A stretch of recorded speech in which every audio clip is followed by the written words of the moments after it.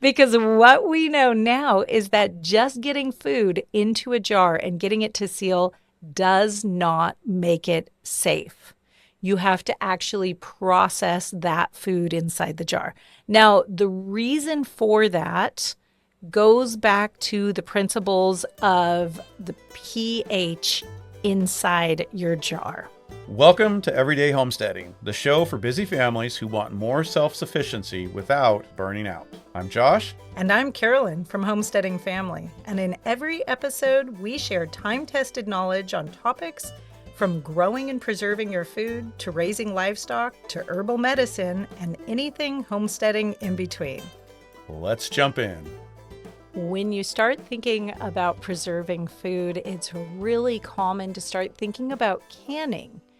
But that brings up a lot of concerns and a lot of different thoughts. We have just heard so often that canning introduces a lot of safety issues.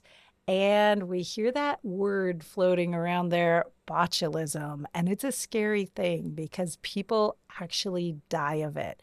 And as moms, we are really trying to nurture our families. We're trying to feed them well. We're trying to fill our pantries with healthy food. The last thing we want to do is harm our families or, make them sick from our carefully preserved foods. And so this can often strike a lot of fear into our hearts and we become worried. In fact, this is exactly how I started with food preservation and with canning is I got very nervous to a point that it was hard to actually dive in and get any canning done and start filling my pantry. And even when I did start getting food onto my shelf, I often would be too scared to actually feed it to my family. It would just sit there, and I was so worried that I was going to make somebody sick that I didn't actually feed it to anybody. So the good news is that you can at home totally safely can food and preserve it and tuck it away on your shelf in a way that you don't even have to question whether or not it's safe. But the reality is there are people who get sick, and it's because they're making some major mistakes. So today we're going to be going over the basics of canning safety. So whether you're brand new, just starting to think about canning, or you've been canning for a while and feel like it's always a great idea to get a refresher on your canning safety, this is going to be the episode for you. But before we jump into that discussion, I need to say thank you really quickly to today's sponsor, and that is Azure Standard. Josh and I have used Azure Standard as our go-to bulk buying company for probably over 18 years now. It's who we always turn to when we can't grow something or produce it ourselves, or maybe we didn't grow quite enough of it. We just love the quality that they stand for. We love that they're always vetting the products, making sure that they're actually healthy, that they're good for you, and that they're really good quality.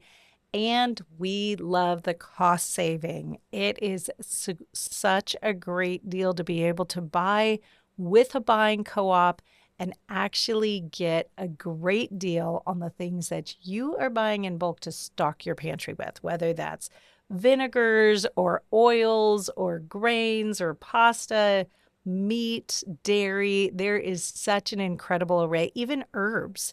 There's such an amazing array out there, and it's just something that we love and we really encourage you to check out so that you can upgrade your pantry to great quality food that's really good for you and gets you a good cost saving. So go check out Azure Standard, and when you're there, they are offering 15% off your first purchase of $100 or more just for being a listener here of Everyday Homesteading. So check that out. Go over there and make sure you use the code Homesteading Family 15. That's Homesteading Family, all one word with the numbers 15 at the end, no spaces in any of it. Make sure you put that in there to get your 15% off your first order. Now, before we go any further, I want to just take a moment and say, if you guys are enjoying these initial episodes of Everyday Homesteading, if you could please, please, please do us a favor, help us get the word out about Everyday Homesteading. So many of you guys are past listeners of the pantry chat, and Everyday Homesteading is just continuing on the pantry chat legacy and making sure that we're bringing answers and solutions to families here in the modern world for how to live a much more connected and a much healthier life through homesteading. So if you know anybody who would appreciate hearing this podcast, please share this with them.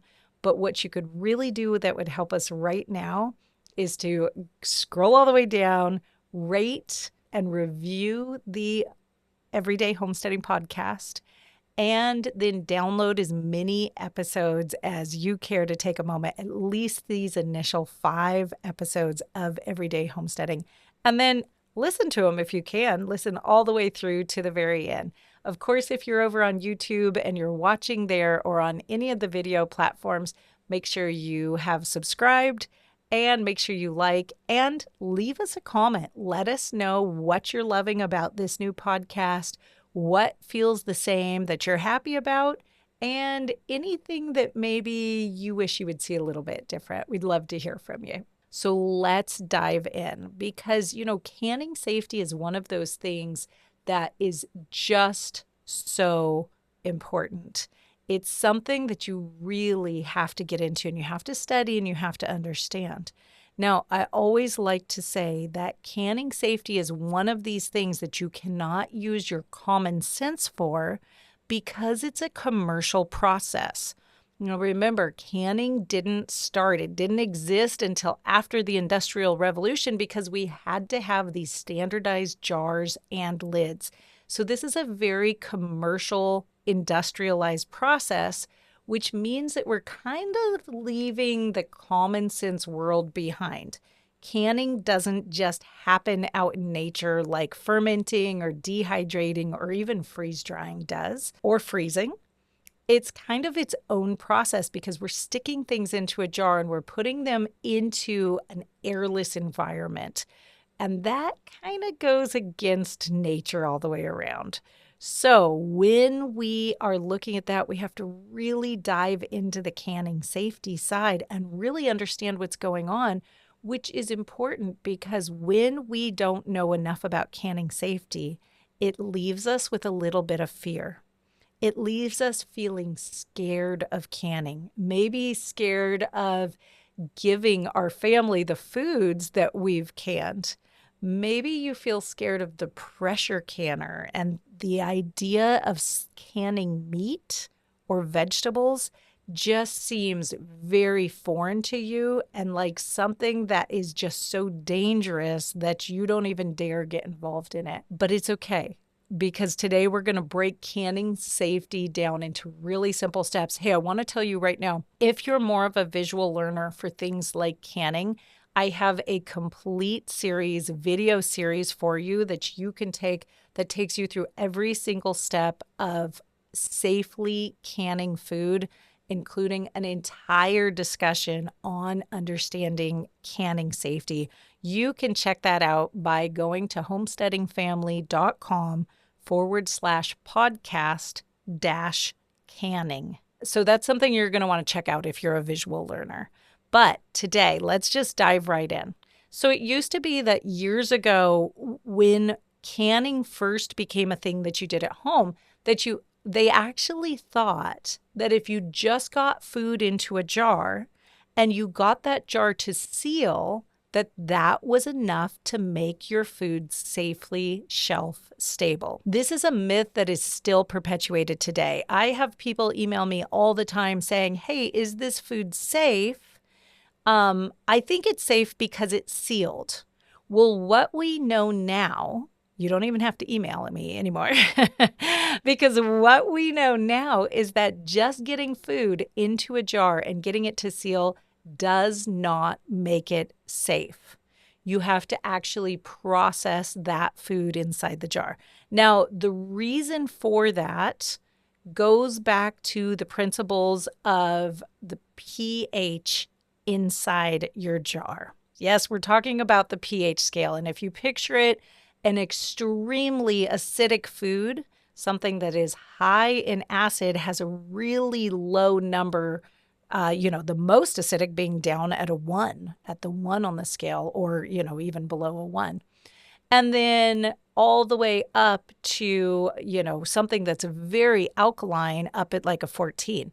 Our food that we eat, pretty much all of our food falls somewhere between about a 2 and maybe just above a 7 or 8 on that scale. Now, 7 is neutral, so most of our food is in the acidic range, but some of it is really acidic and some of it is less acidic.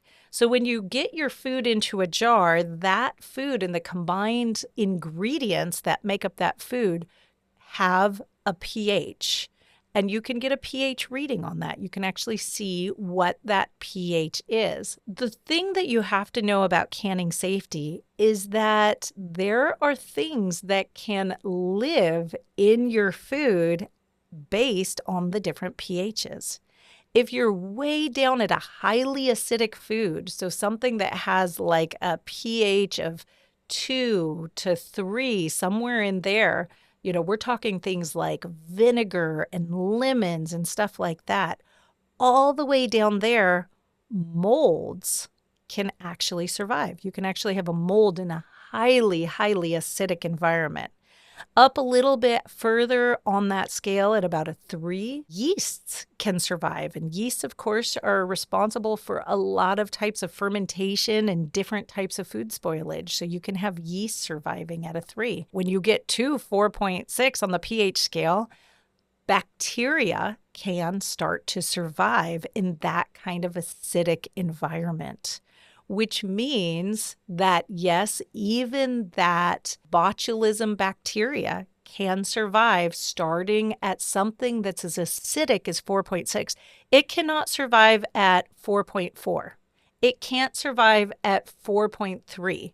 It can't survive at a 3. It can't survive at a 2. It just cannot live in those environments, which is really good news because we know if our food is highly acid, bacteria can't survive, but molds and yeast can survive. Here's where canning safety kicks in.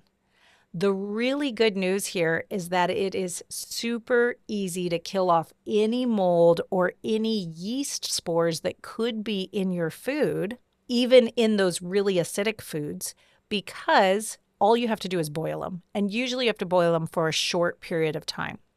So this is where a boiling water bath method comes in. And this is why it's completely safe to use a boiling water bath method for your highly acidic foods, because the only things that can survive in those highly acidic foods are molds and yeasts.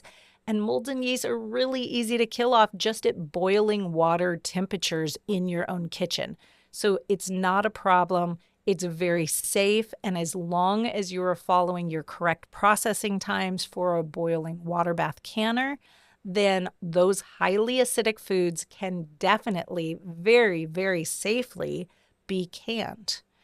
But when you start to get to foods that are at that 4.6 on the pH scale, or maybe even they're just slightly below that, but they're getting a little too close for comfort, you need to do something else. So that's where foods like your vegetables, your meats, most of your sauces like spaghetti sauces, most of your whole meals. In my canning class, I teach you how to make whole meals like salsa verde chicken and like white bean chili, like all these different meals come in, pulled pork or pulled barbecue beef, all of those different things, baked potato, loaded baked potato soup, all these different meals they are above that 4.6 on that pH scale. So what that means is that we can't safely water bath can them because bacteria can be very, very hard to kill. And it can be hard to kill at boiling water temperatures. So we need to pick that temperature up to closer to 250 degrees Fahrenheit in order to be able to kill off bacteria. Now, that's really hard to do in a home setting. Of course, when you're boiling something, when you put it into a boiling water bath canner, as soon as that boiling starts, it actually regulates the temperature at about 212 degrees Fahrenheit, which means you're not really getting warmer than that at home. It's a very hard thing to do unless you introduce pressure. This is exactly why we have pressure canners, is because through that pressure, you're able to pick the temperature of that canner and of the jars inside the canner and of all the food inside the jars inside the canner up to that 250 degrees Fahrenheit in order to make sure that you completely kill off any bacteria that could be in there. When you do that, when you take those low acid foods and you process them inside that pressure canner, then you can be very assured that you are reliably killing off the bacteria that could be in that food that could potentially make your family sick. So pressure canning is incredibly safe. It's one of those things that's super safe. In fact, when you look at the records of the people who are getting sick from botulism, it is almost always across the board because they're using the incorrect method for a low acid food. What that means is they're using some direction that tells you that you can water bath can something like green beans or meat. You know, a lot of times those directions say just can them for longer. You'll see things out there about Amish canning or something like that. They're just saying, oh, just water bath can it longer. But when you look at the records in the United States of the people who have actually died from home canned foods, it is almost assuredly all of the time that they were using the incorrect method.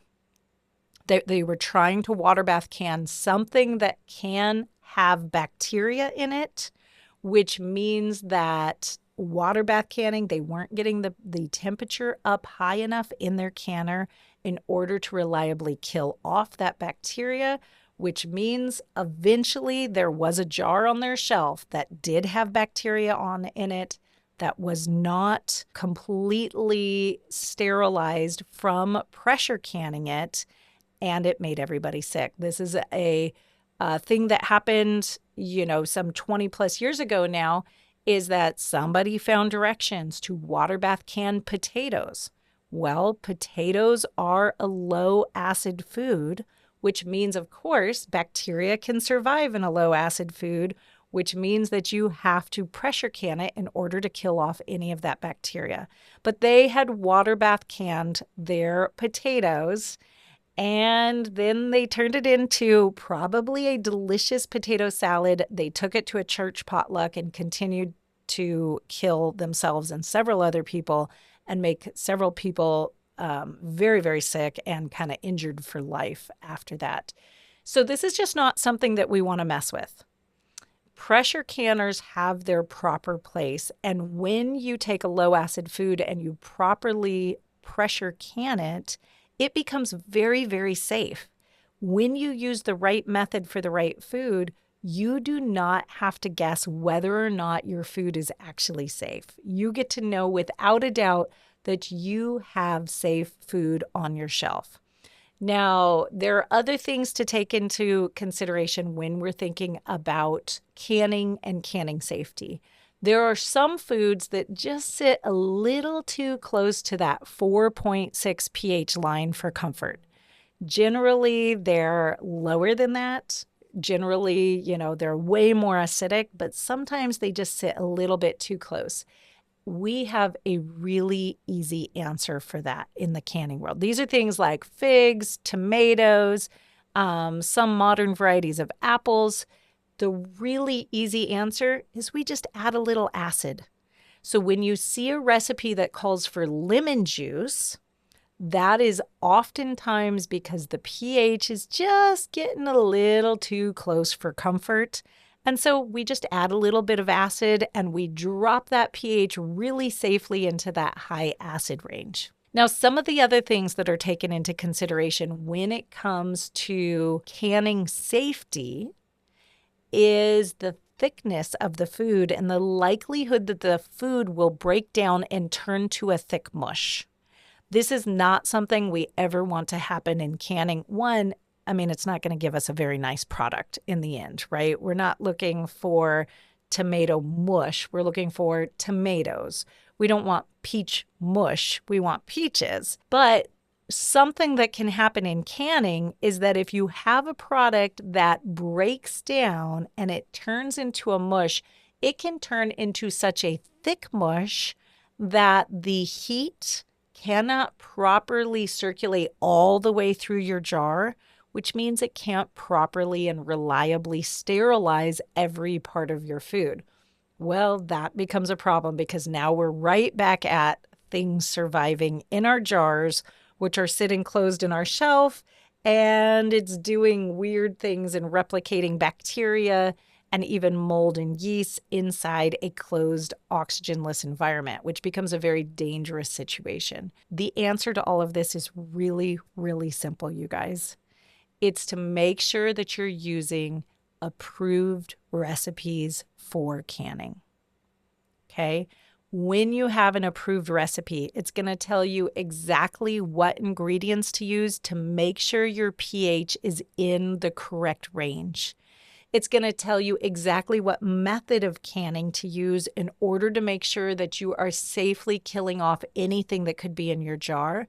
And it's going to give you a correct processing times to make sure that you understand how long you need to process those jars for, either in a boiling water bath canner or in a pressure canner. It's also going to give you the exact amount of acid you need to add in the recipes where you need to add an acid in order to make sure it's safely high acid foods that can be water bath canned. So this makes it really, really simple. If you're using these approved recipes, you can relax and know that they are right and they are safe. Whew, that takes the weight off you. And let me tell you, as long as you can follow a recipe, if you can bake a cake and have the cake turn out correctly because you've followed the recipe closely enough, that's good enough skill to be able to safely can off of an approved recipe. Okay, so really quickly, let's talk about how you find these approved recipes. You have all sorts of different sources for them. Obviously, the Ball Blue Book is a really common one. Those are all approved recipes. You have the National Center for Home Food Preservation that has great approved recipes.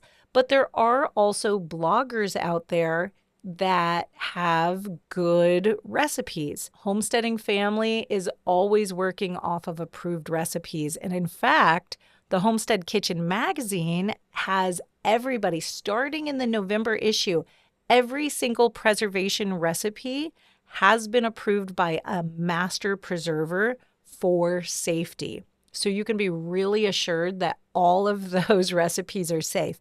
But when you're looking at a blogger or you're looking online and you're trying to determine whether a recipe is safe or not, make sure that you're following specific people. Don't just randomly grab recipes off of Pinterest or off of Google. Definitely not off of AI or any AI-driven search. But make sure you're following people who have demonstrated a very thorough understanding of canning safety. Okay. Once you have those recipes that are approved or from a source that has a very good understanding of canning safety, then you can know that you're in good hands. You can know that your recipe is safe, but now you can also spot when a recipe might not be safe. So let's talk about a few applications of this. What are things that are generally water bath canned? Well, we have things that are really high acid like fruits. We have vegetables that have been pickled in vinegar. All that amount of vinegar drops the pH so that it's so acidic it counts as a high acid food.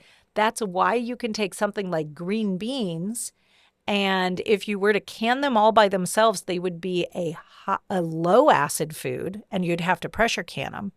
But if you do a pickled green beans in vinegar, you can actually water bath can them because all that acid makes a very safe pH to be able to water bath can. Now, some foods like some tomatoes and some certain salsas and sauces that have high acidic ingredients and low acid ingredients. So a salsa is a great example, but then it's carefully calibrated with a certain amount of acid in order to make sure that you are carefully in a safe range. Now, one of the things I always tell people, when you are looking at something that is combining high acid and low acid ingredients, that is your moment where you need to be extremely careful to follow the recipe. Something like a salsa, you need to make sure that you have followed the recipe exactly, because there's a really careful balance there between those low acid and those high acid foods to get the right safe pH in order to be able to water bath can it. Then, of course, you have your foods that are just low acid. Again, those are meats, they're vegetables, they're whole meals, they're sauces, anything like that. Those things need to be pressure canned at home in order to be able to be safe. But if you follow correct recipes, you can be guaranteed that they are safe and you can relax. Again, I believe in you. I know you have enough skills in the kitchen to follow a recipe. You are not going to make a mistake if you're following a good approved canning recipe step by step, even with your pressure canner. Okay, you guys, again, if all this makes you a little more nervous because you can't see it in action, make sure you go check out that free training I have for you. Again, that link is homesteadingfamily.com/podcast canning. I'll make sure that's in the show notes for you guys, but you can go check that out. It's completely free. You can just sign up for that and you will be able to watch me in action, actually can, and actually teach through a complete video lesson on canning safety. Here's what I want to leave you with. If you're following an approved recipe, just like the ones we have in the Homestead Kitchen magazine, then you can be absolutely sure that the food that you are canning is safe, and it's going to be safe as long as it has a good seal after that. Your food will last as long as you've processed it correctly with the right time and the right method. It will last as long as you have a good seal. Okay, get out there, get into the kitchen, actually start canning something, because that is the best way to start overcoming those fears. Once you have a good recipe, you know it's safe. You just have to get out there and start doing it, and then challenge yourself to actually feed your family what you canned. Okay, you guys, happy canning. It's been great hanging out with you, and I'll see you real soon. Goodbye.